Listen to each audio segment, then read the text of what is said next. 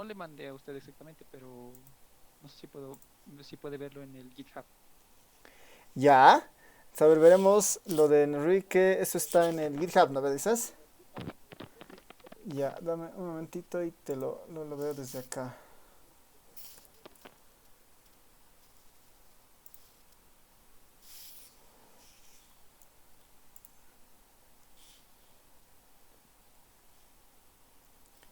Ya, a ver, Enrique, en tu GitHub veo la tarea, veo de las tablas de frecuencia, de los cuantiles, ¿no ve? El primerito es de los números primos. Ah, Ya, ya. creo No, que no creo está. que está, pero le voy a enviar el link. Está en otro repositorio. Ya, dale. A ver, ¿qué tal, cómo pueden, qué sugieren para ir avanzando en esto, ¿no? La idea de la función es, si quieren, le voy a llamar, ¿no? Primo, por decir ahí. Es una función que recibe básicamente solo un parámetro, que es el parámetro k. Y la idea es que al final de esta función, esta debería devolver los k primeros números primos. ¿Qué tal? ¿Qué se les ocurre?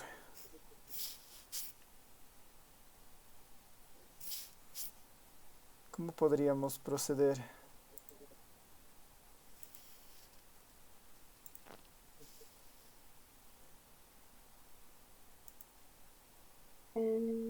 Bueno, Click, en mi caso, primero he encontrado, digamos, un código donde se puede ver si el número que mandamos es primo o no, y nos manda true o false.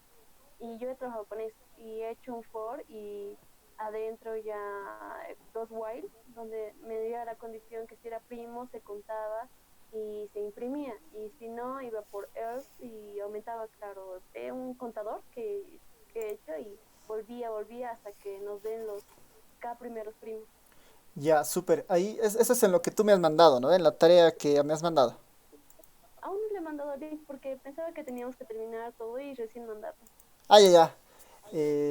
¿Qué función es la que has encontrado que verifica si es primo o no? Tal vez. Em, ¿Te acuerdas? eh, Tal vez lo eh, tienes.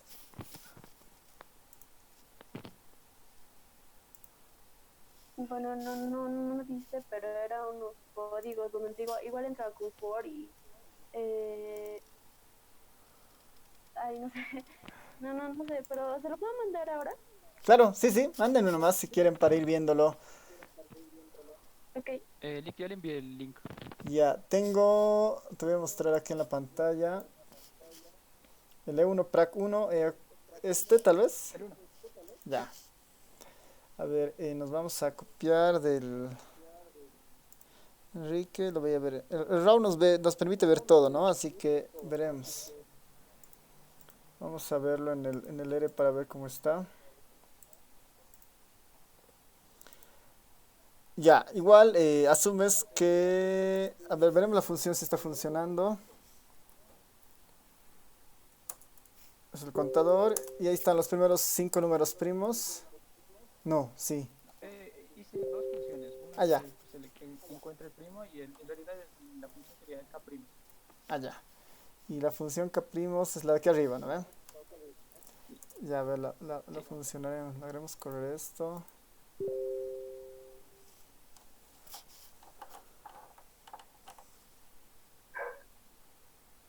Ah, ya, súper. Ya, está bien, está súper bien. Ya, entonces, a ver, lo bueno de Enrique es que ya tiene la función que hace los números primos. Y tal vez ahí eso sí les podrías compartir a tus compañeros tal vez el repositorio. Y sobre eso pueden ver, porque sí, o sea, Enrique está usando, básicamente la idea es primero encontrar si es primo o no, y después con el while es ver si es que se ha llegado a la cuota de K, ¿no ve? Sí. ¿Ves? Entonces, tal vez esto, lo de Enrique lo pueden dar una mirada para ver si es que tiene alguna duda o pregunta. Y así podemos ir avanzando al siguiente ejercicio para ver hasta dónde podemos llegar. ¿Qué dicen? ¿Qué opinan? Sí, por favor. Ya, entonces lo de Enrique, les sugiero que le den una mirada para ver si es que está funcionando, es funcional el enlace, es funcional el código, así que está bien. Entonces nos pasaremos al siguiente ejercicio. O alguien tiene alguna duda sobre qué faltaría en esta parte, ¿no? Si han ido probando y ver que si han tenido algún problema con alguna parte, ¿no?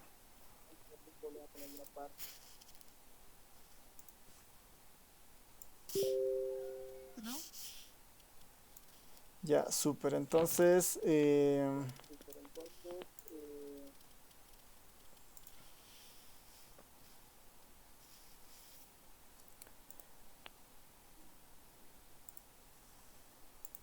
ya.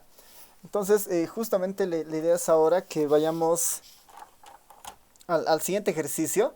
Lo que les recomiendo es, podemos ir un poco trabajando si quieren viendo el código de Enrique. Él justamente tiene dos funciones. Esta función k', que es la que devuelve los k primeros números primos, que paralelamente utiliza otra función que se llama primo, que es la que justamente encuentra si es primo o no, ¿no? Entonces lo que hace es, en el for, por ejemplo, si ustedes ven acá, empieza a controlar por el módulo y empieza a contar el contador, digamos, ¿no? Si un número es primo, en teoría debería tener solamente, si quieren, solamente debería ser divisible entre dos números y justamente el C de acá de Enrique está controlando eso y si eso se está cumpliendo, retorna true y en el otro caso false, por ejemplo, ¿no? Entonces, esta es la función que detecta primos y esta es la que controla cuántos primos se van a visualizar en la pantalla, digamos, ¿no? Creo que es una función bastante entendible, digamos, en cuanto a lo que hace. Así que nos podemos pasar, si quieren, a la siguiente pregunta, que era crear una función que calcule la mediana para tablas de frecuencias con intervalos de clase. Y la pregunta 2 y 3 están estrechamente relacionadas, ¿no? Porque ambas preguntas trabajan sobre tablas de frecuencias que tienen intervalos. Y para eso, ¿no? Hay una fórmula, ¿no? Si recuerdan en estadística descriptiva cómo se obtiene esto de los cuantiles y estas cosas. Entonces, esto igual ya me han mandado unos tres de sus compañeros su avance en esta parte. Y ahí, digamos, tal vez como comentario general, la idea es que la entrada de esta tabla, la entrada para hacer esto, en el fondo es una tabla de frecuencias con límite inferior, límite superior y su frecuencia, ¿no? Esa es básicamente la entrada inicial de este tipo de problemas y la salida es encontrar el cuantil, ¿no? Y la salida básicamente de esto es encontrar el cuantil. En esto he ido viendo algunos códigos y creo que la única recomendación ahí que puedo darles es eh, traten de que sea bastante, o sea, la función debería ser bastante autónoma por sí sola, ¿no? O sea, y depender de alguna estructura un poco mínima, digamos, ¿no? Entonces, por ejemplo, acá, digamos, ¿no? Si quisiera yo hacer una tabla de este estilo, o sea, una función para esto, vamos a imaginarnos que tenemos una tabla de frecuencias y podemos construir esa tabla de frecuencias, ¿no? Podemos tener, por decir, una secuencia. Voy a construir una tabla de frecuencias para que vayamos entendiendo cómo funciona esto, ¿no? Entonces, puedo tener una tabla de frecuencias con un límite inferior del 0 al 100, por decir, en saltos de 10. Este puede ser mi límite inferior o del 0 al 90, digamos, ¿no? Del 0 al 90 en saltos de 10. Este puede ser mi límite inferior, solamente para empezar a probar la función, cómo podría crearla, ¿no? Mi límite superior podría ser una tabla que vaya en este caso del 10 al 100 en saltos de 10. Está ahí mi número superior. Y mis frecuencias, por decir, las frecuencias absolutas de esta tablita, simplemente podrían ser, como son, ¿cuántas clases ahí tengo? Tengo 1, 2, 3, 4, 5, 6, 7, 8, 9, 10 clases, ¿no? Entonces debería tener 10 distintas frecuencias. Entonces ahí, por ejemplo, podría poner, ¿no? Una uniforme, por decir, con 10 valores que sean frecuencias que oscilen entre 1 o entre, por decir, 10 y 60. Y para que no haya problemas de esto, lo voy a redondear para que todos sean frecuencias enteras. Y si hago correr estas tres, puedo tener ahí después me puedo generar una basecita de datos, una tabla de frecuencia, le puedo llamar TF como algunos de ustedes han hecho, y ahí me creo un data frame, por ejemplo, ¿no? Un data frame que tenga límite inferior, límite superior y frecuencia. Entonces en el TF, por ejemplo, esta es una tabla de frecuencias como tal, ¿no ven? Que tiene su límite inferior, límite superior y sus frecuencias. ¿Cómo obtenemos la mediana de este caso? ¿No ve? Entonces, si recuerdan, teníamos que calcular el tamaño de la población, esa dividirla entre 50 y buscar la que más se acercaba a la F grande, por ejemplo, ¿no? Entonces, por ejemplo, nosotros como información adicional para esta tabla, ¿no? Que si yo programo una función para los cuantiles, entonces yo tengo que decirle al usuario que la tabla que ellos introduzcan tiene que tener necesariamente esta estructura, digamos. Tal vez la primera columna es límite inferior, la segunda límite superior, y la tercera necesariamente es la frecuencia. O si no, también puedo pedirle al usuario que respete los nombres, digamos, ¿no? La columna 1 se llama límite inferior, la columna 2 límite superior y la columna 3 esto de la frecuencia. Entonces, tal vez antes de volverlo función esto, podemos hacerlo en el ER y después va a ser sumamente fácil volver una función. Pensando un poco en los cuantiles, digamos, ¿no? Pensando un poco en los cuantiles. Para encontrar los cuantiles, si recuerdan, ¿qué es lo primero que se hace? Es al n, o sea, tenemos que calcular el n, por ejemplo, ¿no? En este caso, ¿dónde está el n? Está en la columna de las frecuencias, entonces puedo hacer simplemente de mi tabla de frecuencias, quiero las f's, eso yo lo sumo. Y ahí está la n, por ejemplo, ¿no? 378 casos. Esta para mí es el n grande o n pequeño según la notación que escojan. Entonces acá tengo, por ejemplo, el tamaño de la población, ¿no? El siguiente paso para calcular estas tablitas de frecuencia era, bueno, n yo le multiplico por el cuantil de interés, digamos, ¿no? Por el cuantil de interés. El cuantil de interés puede ser el Q, por ejemplo. Voy a llamarle Q minúscula al cuantil de interés. Al cuantil de interés, y por decir, el cuantil de interés puede ser el 50, ¿no? El cuantil de interés puede ser el 50, que justamente coincide con la mediana. Entonces, ¿qué normalmente tengo que hacer ahí? Es Q dividido entre 100, me va a dar la posición relativa del cuantil, que en este caso va a ser 0,5, y me va a ubicar el elemento 0,5 del n, digamos, cuando hago esta primera, esto lo que está en la línea 9, por ejemplo, ¿no?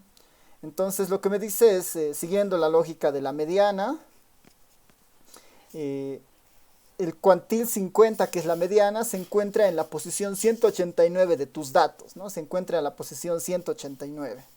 Eso es lo que me da justamente esta última línea. Este es importante porque esto después yo utilizo para encontrar la línea, ¿no? O la clase que contiene a ese cuantil, en este caso a la mediana. Por ejemplo, ¿dónde se encuentra el 189? ¿No?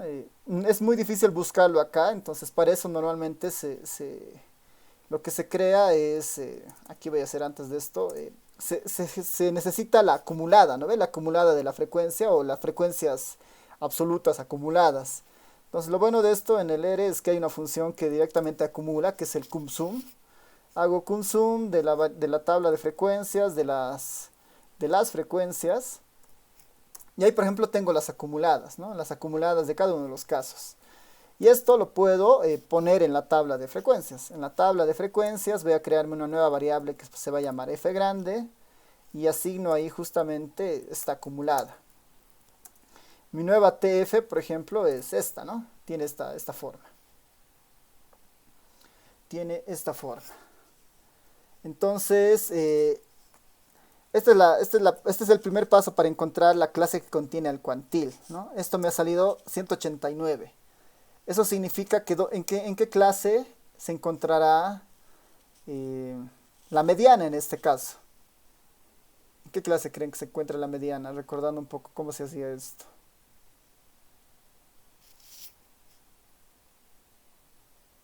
¿Cómo buscaba la clase que contiene a la mediana con esa tabla de frecuencias? Con la acumulada. ¿No ve? Entonces, viendo esto, ¿dónde estaría la mediana? ¿En qué clase? De la 1 a la 10, ¿no? ¿En la cuarta clase, tercera clase, sexta clase? ¿Qué dice? En la quinta. En la quinta. En la quinta está, ¿no ve? Entonces, ¿qué es lo que necesito? Necesito una función que me diga que está efectivamente en la quinta, ¿no? Necesito a alguien que me diga que esté en la quinta. O sea, necesito utilizar este de acá para ir buscando en la f y decir que efectivamente en la quinta está, porque después se utiliza toda la información de la quinta, ¿no ven? Entonces esto que lo voy a utilizar después lo puedo guardar en un auxiliar, ¿no? Esto lo puedo buscar en un auxiliar y la pregunta es ¿cómo utilizo el auxiliar para buscar la clase quinta? Necesariamente tengo que ir comparando en las f's, por ejemplo, ¿no? Tengo que ir comparando en las f's. Aquí sería útil, por ejemplo, saber también cuántas filas tiene esta tabla, ¿no? Entonces, puedo hacerme acá, puedo hacerle un dim a la base de datos TF, y esa es la dimensión de la tabla, 10 filas por 4 columnas. Y de esta me interesa el número de filas, por ejemplo, ¿no? El número de filas está en la primera posición de este vector, 10, 4. El 10 significa el número de filas. Eso es útil porque ahí tengo que buscar el cuantil al que pertenece. Entonces, este le puedo llamar R, digamos, ¿no? En el sentido de que es, o si quieren, NF, ¿no? El número de filas, ¿no? El número de filas en este caso son 10, que esas van a estar en el NF. Entonces, tengo que hacer un proceso de búsqueda en las Fs grandes, el número más cercano al 189 por arriba, ¿no ven? Por ejemplo, este no es cercano, este no es cercano, este no es cercano, este no es cercano. Pues este es el más cercano, por ejemplo, a 189 por arriba, y este ya se ha pasado, ¿no? Este ya se ha pasado. Entonces, ¿cómo sugieren que podría buscar al número más cercano al 189 por arriba en la columna de las Fs? Necesariamente puedo hacer un for, ¿no? En 1 hasta hasta el NF, hasta la cantidad de filas que tenga mi tabla. Y ahí debería empezar a hacer un proceso de búsqueda. ¿Cuál debería ser este proceso de búsqueda? ¿Qué sugiere? Cuando el auxiliar es mayor a la frecuencia acumulada. Ya, si el auxiliar es mayor, en este caso aquí lo puedo poner TF pesos, F grande, Pesos, ¿no?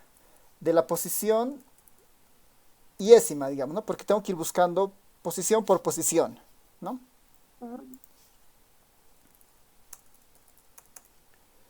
Ahora, ¿qué pasa en este caso, digamos? Si es mayor a esto, ¿qué hace?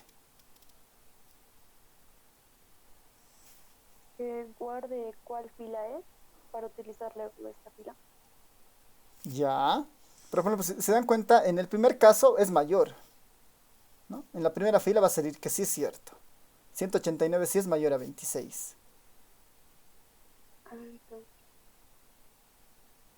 Entonces sería al revés. Ya. Si le digo que es menor, ¿será que este es menor que 26?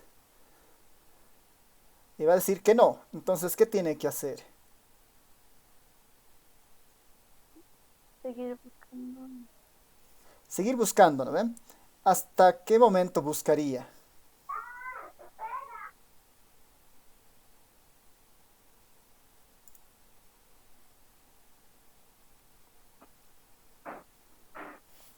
Acá le puedo decir, bueno, si esto sucede, no hagas nada o pasate al siguiente iterador, digamos.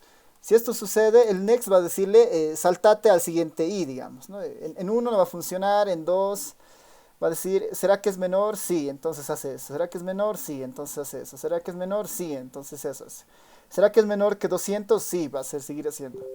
¿Será que es menor a 258? No, pero ¿será que es menor a 258? ¿Qué dicen? ¿Cómo es esto? ¿Qué deberíamos hacer ahí? ¿Cómo buscamos eso? A ver, tal vez tú Enrique, un poco has trabajado en esta parte. ¿Qué nos recomiendas?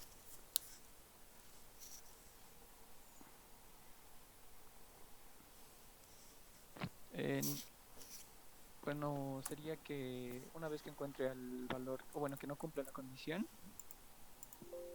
Ya, por falso tal vez podría ser que ahí identificaría el intervalo donde está la mediana. ya. Por else, ¿qué hace? Entonces, el límite inferior, bueno, esto yo creo que sería el objetivo, encontrar el intervalo. Claro, en este caso nos debería Entonces, devolver como, el 5, ¿no? La idea es que esta función, ujú, el for de acá, debería botar el 5 ujú. en este Una ejemplo. vez que he encontrado, bueno, por falso, yo creo que sería ahora encontrar con el contador i, la posición i de la variable li, o sea, el límite Ya. inferior, Aquí se rompería el que for, me interesa. digamos. Aquí saldría, ¿no ve? Sí. Ujú. A ver, si hacemos eso y le digo acá, puedo decirle print el i, digamos, ¿no? Sí. A ver, veremos qué pasa. Corre y bueno, no ha imprimido nada. Tengo que hacer esto antes, perdón. Control X, esto acá.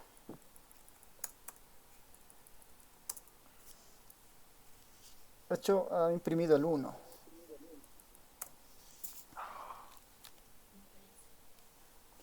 Ha impreso el 1. ¿Qué dice? Mm,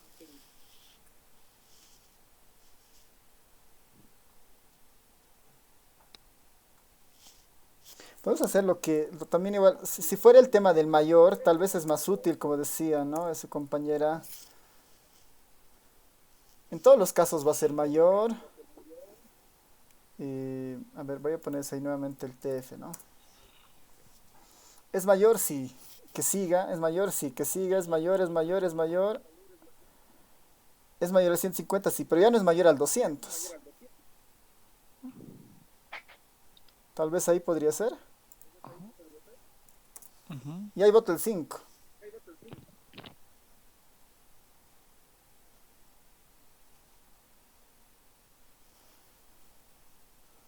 ¿Qué dicen? ¿Se entiende? Sí, en ese Sí, caso sí. estaría bien, pero sí, está bien. ¿Sí, no ve? Entonces va con... Ujú. Si es que es mayor, no interesa. Pero en el momento en el que este ya es mayor a ese, estamos en la clase que nos interesa. Y ya no es necesario hacer nada más. Y el i es el que básicamente nos importa. Si vemos en qué ha quedado el i, el último valor en el i es el 5, ¿no? Porque ahí se ha roto el for. Entonces, ¿están de acuerdo? Con este for encontraríamos la clase a la cual pertenece ese cuantil, ¿no? Ya, entonces, para calcular el cuantil, ¿qué se necesita básicamente? Si recuerdan, la formulita era el límite inferior de la clase que contiene el cuantil. En este caso, la clase i, ¿no? Es el límite inferior de la clase que contiene el cuantil. Número incorrecto de dimensiones. ¿Qué ha pasado ahí? El i es 5. Ya, otra vez. TF, si no, puedo ponerlo de esta forma. TF pesos, límite inferior de la clase que contiene al cuantil, que en este caso es 40, ¿no? Ese es el límite inferior de la clase 5. A esto le tenemos que sumar más, si recuerdan, esto era el auxiliar menos ¿quién? La acumulada, pero en Anterior, una ¿no ve? posición anterior. Anterior. Entonces esto va a ser bien fácil porque va a ser TF pesos la acumulada. ¿En qué posición? Y menos 1. Liga, ahí va a haber un problema, o bueno, me pasó a mí, Sí, ahorita vamos a llegar al problema. que Ahorita vamos a llegar al problema. ah, ya. Entiendo cuál es el problema. Ya, pero hasta ahí está bien claro, ¿no? Y esto lo dividimos entre quién? Entre la frecuencia en la F pequeña, ¿no ve? TF pesos, la F pequeña de la posición que contiene el cuantil, que en este caso es el I, ¿no? Todo esto multiplicado por quién? Por el ancho de clase, ¿no ve? Y el ancho de clase sería TTF, el límite superior de la clase que contiene al cuantil, menos el TF de la clase inferior que contiene al cuantil, del límite inferior, ¿no? En teoría, si hago esto, vamos a ver ahorita dónde está mi error. No funciona, perdón, acá, por. ¿No? Nuestra mediana, según esto, es 47.8. ¿No? Según esto, nuestra mediana es 47.8. Aplicando el i que hemos encontrado, esto de acá está encontrando el ancho de clase, que tal vez igual podríamos hacerlo una función, digamos, en el TF para que sea mucho más fácil, por ejemplo, ¿no? Y después esto, ¿no? Ahora, sí hay un problema que es, ¿qué pasa cuando pidamos cuantiles que justamente caigan en la primera clase, ¿no? En la primera clase para las f's grandes no hay frecuencia acumulada anterior, ¿no? O sea, en la tabla, ¿no? Pero la frecuencia acumulada anterior al 26 es 0, ¿no ven? Entonces ahí deberíamos tener una consideración, por ejemplo, ¿no? Si el i es igual a 1, todo está bien salvo esta parte, ¿no? Esta debería ser 0. Pero si el i es distinto de 1, entonces corre normal, ¿no? Sin ningún otro problema. ¿Están de acuerdo? Debería ser algo así. Sí. ¿No? O sea, debería ser if si el i es igual, si es igual a 1, entonces nuestra función o nuestro cuantil, control X, lo voy a poner acá, nuestro cuantil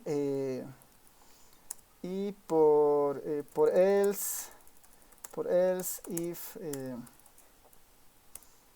por else va a ser básicamente el otro caso sin necesidad de hacer esto. Tengo este escenario y el único caso que cambiaría es lo de la frecuencia anterior. Si está en la primera clase, esto necesariamente es 0. Y si no, el siguiente caso, ¿no? Este puede ser una Q grande del cuantil que estoy encontrando. Esta puede ser otra Q grande del cuantil que estoy encontrando. Y si hago este if else, me debería botar el Q y el Q debería ser el 47.8 de hace rato, ¿no? Entonces parece que sí, ¿no? Parece que está funcionando nuestra prueba de escritorio de esto de los cuantiles. Ya lo podemos encapsular en una función, ¿no?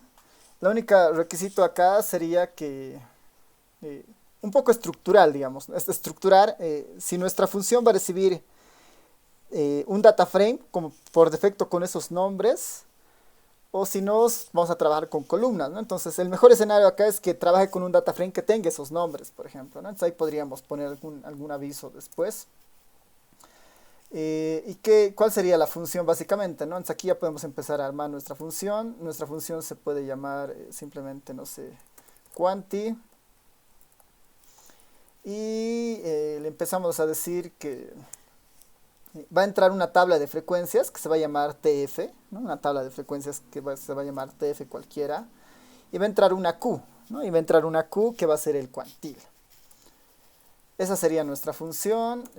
Y ya como nuestra prueba de escritorio parece que está funcionando, veremos cómo ir armando, ¿no? Esta de acá ya no es necesario definirla. Q50 ya no es necesario porque la Q va a venir definida en la función por defecto. Aquí podríamos decir que si no nos da el Q por defecto, que siempre busque el cuantil 50, ¿no? Por defecto le puedo dar un parámetro ahí en la función para que siempre que haga esto busque al cuantil 50 o a la mediana. Esto de la frecuencia acumulada la puede hacer, no hay problema. Después, esto del auxiliar me va a servir, se puede quedar. Después esto del número de filas es útil para el for, que busca ahí esta idea de cuándo encontrar al i. Y una vez que encuentra al i, calcula el q y finalmente lo que hace es un return del q, ¿no? Y esa sería nuestra función del cuantil, ¿no? Nuestra función cuantil la voy a poner mejor, ¿no? Cuantil. Si yo compilo esto, y ahora sí probaremos, ¿no? Le puedo mandar cuantil, le mando el TF que habíamos hecho por defecto y le mando la Q que es igual a 50. Y debería ser el mismo proceso que hemos hecho hace rato y está botando dos cosas, ¿no? El print de aquí arriba que está mostrando la clase que contenía el cuantil y estamos botando el cuantil como tal, ¿no? El 47.8 8, ¿no? Si no me interesa mostrar este print, lo puedo anular o lo puedo poner en forma de comentario, no importa. Pero parece que está funcionando, ¿no? Parece que está funcionando. Si recuerdan, nuestra tabla de frecuencias tiene esta forma.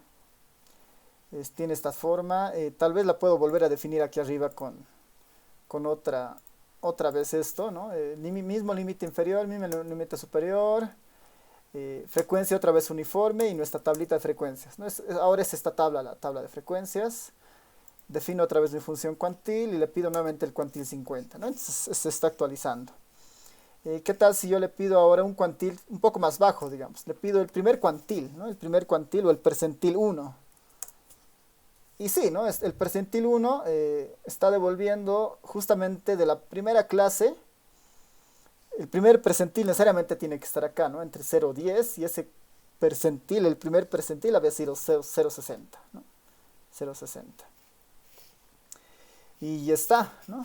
Ya tengo ya tenemos la funcioncita que devuelve la mediana o devuelve cualquier cuantil en particular, ¿no? ¿Qué dicen? ¿Alguna duda, pregunta? ¿Se les ocurre cómo embellecer la función? No, está bien. Listen, Sí. en caso de que tuviéramos una base de datos y quisiéramos hacerlo en una tabla de frecuencia con intervalos, ¿habría alguna función en especial en R que lo vuelva eso en intervalos? Ya, digamos, si tienen una variable como tal, dices, ¿no ve? Digamos, tenemos una X, rnorm, con 100 casos, digamos, del 30 al 500, ¿no? Si tenemos así, dices tú, así casos como esta X, así, digamos, un montón de valores. Sí, o también puede ser una base en una base de datos, digamos que queremos sacar de una base de datos la edad, Y la quieres variable volverla, edad, ya, y quieres volverla después, quieres ponerla por clases después. Sí, sí, sí. Ya, en intervalos de clase. ya. Ahí, por ejemplo, la función cut hace eso, ¿no? La función cut. La función cut, vas a ver que lo voy a poner ahí el help, ¿no? Convierte números a factores y te dice, bueno, entra la variable x, entra este breaks, que es como que los cortes, ¿no? Eh, Sí, pero Lick, yo he utilizado esto con cut y factory break, poniendo, digamos, los break, la cantidad de filas, ¿verdad? ujú. Pero ya no sabía cómo ese momento obtener el límite inferior y en ese es donde me he trancado yo. Ya. A ver, veremos, ¿no? O sea, por ejemplo, de esta, puedo simular alguna variable de edad, digamos, ¿no? Para pensar que es algo más familiar. 100 edades entre 30 y 70 años. Y que además esto esté redondeado, digamos, que es lo normal. Entonces, por decir, tenemos estas 100 edades y estas las queremos poner en una tabla de frecuencias, dices, ¿no ven? Pero por intervalos. ¿Sí? Esa es un poco la Sí, sí, sí. idea. Ya, súper. Sí. Por ejemplo, si hacemos el cut con 2, van a ver que el cut es bastante eh, específico porque, por ejemplo, si le pongo 2 me lo va a dividir todo el grupo en dos clases. Si le hago esto, el table de esto, ahí, por ejemplo, tengo las frecuencias en base a estos cortes, en base a estos cortes, ¿no? Entonces, ahí, por ejemplo, podría decirle que este grupo quiero que me lo divida en 10, por ejemplo, ¿no? Me los va a dividir en 10. Esto yo lo puedo después, yo lo puedo tratar de volver otra cosa, digamos, ¿no? ¿Qué tal si esto ya le hago un table? Esto ya le hago un table. Y aquí tengo mi tabla de frecuencias con las clases o con los cuts que están acá, por ejemplo, ¿no? Ahora, aquí tengo eso, pero no tengo específicamente el límite inferior, digamos. Ustedes quieren capturar este 31, 34, 9, dicen, ¿no ven? Ujú. Esa sería un poco la idea. Ahora, una opción es podemos sacarla del nombre o podemos ver si el cut como tal devuelve algo relacionado a los breaks. A ver, déjenme ver esto. Digit slave. Ya. Aquí está. Por ejemplo, si se van aquí abajo, aquí está, ¿no? Una manera para extraer los puntos de corte. Puedo irme acá. Vamos a irnos a esta parte y a ver, por ejemplo, voy a poner esto acá. La idea es que tenemos que extraer los puntos de corte de alguna manera para utilizarlo después y volverlo tablas de frecuencia. Entonces el CUT lo que hace en el fondo es como que a esos 100 valores los etiqueta en base al grupo en el que han salido, digamos, ¿no? Si le estoy pidiendo acá 10 grupos, lo único que me está generando acá son 10 posibles pertenencias o 10 posibles grupos con estas etiquetas. Entonces, si esto, por ejemplo, yo lo voy a guardar en una variable cualquiera, digamos, un XX o ahí, y este labels de XX, ¿no? Este labels de XX va a extraer las etiquetas de interés, que en este caso, estas son las etiquetas, ¿no? Estas son las etiquetas. Ahora, si ven en esta parte, hay que hacer toda esta conversión, que lo bueno que ya está acá eso, como uno de sus ejemplos. Y le puedo decir, bueno, quiero que hagas un cbind y le llames, en vez de lower le voy a poner li, límite inferior, en vez de upper le voy a decir límite superior, que convierta números, y esta función sub, que lo que está haciendo acá es reemplazando, digamos, si encuentra un paréntesis o encuentra un punto, no, perdón, si encuentra un paréntesis o encuentra un corchete, no, aquí está el paréntesis, o también encuentra un corchete, entonces los va a volver nulos, digamos, ¿no? Los va a eliminar y solamente va a quedar el número como tal, ¿no? Lo voy a hacer correr este cbind. Y han visto el cbind, lo que bota justamente es el límite inferior y el límite superior del CUT. Entonces, si es que nos ordenamos un poquito en esta parte para explicarles todo eso, ahí está, ¿no? La primera línea, la 31, lo que hace es genera estas variables, estas edades de los 100 casos que están ahí. Después en esta XX aplico el CUT para crear 10 grupos con intervalos de clase. 10 grupos con intervalos de clase. Y lo que hace esto básicamente es renombrar y le empieza a poner una clase a cada uno de esos 100 números.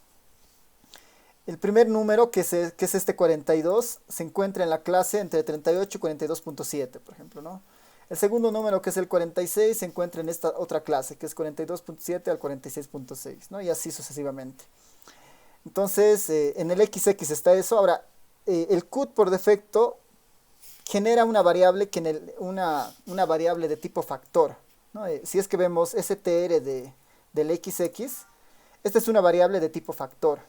Las variables de tipo factor tienen dos cosas, ¿no? Tienen la característica o tienen un número asociado a una etiqueta, ¿no? Esto es lo equivalente en el SPSS cuando ustedes ponían una etiqueta, un valor, digamos. 1 y 2 era hombre-mujer, por ejemplo. Este factor está haciendo exactamente lo mismo en el R, digamos, ¿no?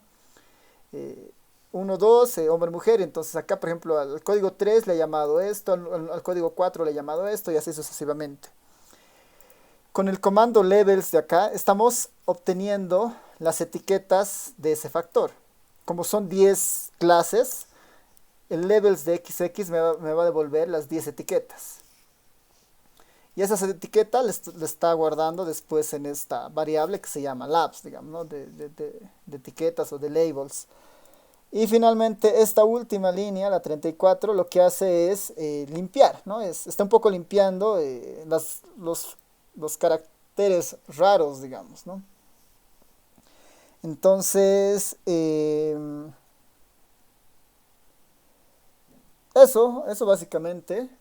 Ahora, si es que ustedes perciben, aparte de limpiarlos, también los está partiendo, ¿no? Porque acá, por ejemplo, los primeros casos se van al límite inferior y los siguientes casos se van al límite superior. Entonces este código de acá les está partiendo. Y si es que ustedes notan, acá, ¿no? Acá les está partiendo. Al definir esta coma de este punto, le está diciendo que a este lado limpias estas variables y a este lado mantienes la información que hay. Y lo mismo en este caso, digamos, ¿no? Entonces ahí tal vez para mayor profundidad pueden ir viendo lo que hace el código sub, que es justamente el sub, el gsub y el grep, que hay un montón de esos tipos de variables, están orientadas a trabajar con texto y empezar a sacar información, digamos, ¿no? Por ejemplo, el grep en un texto puede encontrar un patrón de palabras y reemplazarlo por alguna otra cosa, por ejemplo, ¿no? Ahí hay varias opciones. En este caso el sub está haciendo eso. El sub está haciendo eso. No encuentra un patrón, ¿no? Lo primero que entra en el sub es un patrón. Este es el patrón de búsqueda inicial. Este es el primer patrón de búsqueda inicial. Después el reemplazo, ¿no? ¿Con qué lo va a reemplazar? Lo va a reemplazar con esta parte. ¿Y en qué nace ese trabajo, ¿no? En este caso en la etiqueta labs, por ejemplo, ¿no? Eso básicamente, y esta última línea lo que nos está devolviendo justamente son el límite inferior y el límite superior de esto. Eso, básicamente. Esto ya lo podría guardar, por ejemplo, en alguna cosa que se llame, por decir, límites, no sé, lim. Ahí tengo mis límites, mis intervalos o mis clases en la variable lim. Y después fácilmente podría hacer un table a mi variable xx. Y estas son las frecuencias, ¿no? Estas son las frecuencias en el fondo las que me interesan. Y acá podría hacerle un cbind entre el lim y la tabla, ¿no? Y ya tengo acá el límite inferior, límite superior y las frecuencias. Esto lo puedo guardar en otra tabla, digamos, en otra TF como hace rato, TF. Y después puedo cambiar los nombres del TF, ¿no? Los nombres ahorita del TF los puedo, bueno, incluso para ir más lejos de esto, le puedo llamar un data.frame para que sea una estructura más útil. Y el TF, si ven, tiene esta forma. Y ahora sí puedo renombrar los nombres, ¿no? del TF. Los nombres de esta variable que sean límite inferior, coma, límite superior, coma, y esta es mi frecuencia. Ya tengo el TF ahí funcionando y finalmente le puedo mandar esto a la función que acabamos de hacer, ¿no? Le voy a mandar a función quantil, que le habíamos llamado, ¿cómo le habíamos llamado la función quantil? ¿Está bien? La TF que acabo de crear, o le podría haber dado otro nombre también, y le pido el quantil número 40, ¿no? Y está funcionando, ¿no? El quantil número 40 de esta tabla había sido 47.66.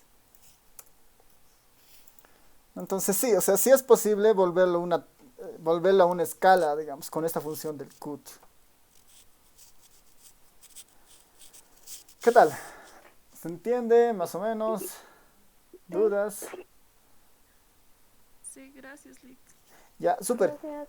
De todas formas, esto del sub y esto del grep y todas estas funciones extra, las vamos a ir viendo cuando veamos el rbest, ¿ya? Porque esto es muy útil cuando hay textos de ese tipo de formas, cuando queremos limpiar caracteres raros.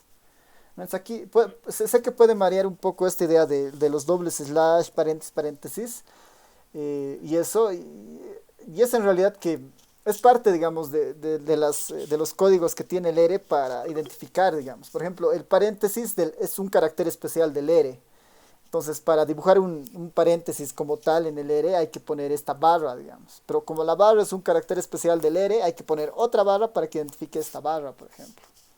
¿No? Entonces, esas cositas son un poco especiales en el texto porque en el texto a veces pueden introducirse caracteres que entiende el R que son suyos de sí mismo, digamos, son caracteres que usa el R para hacer sus propias definiciones, digamos, ¿no? Entonces, ahí hay que tener ese tipo de cuidados.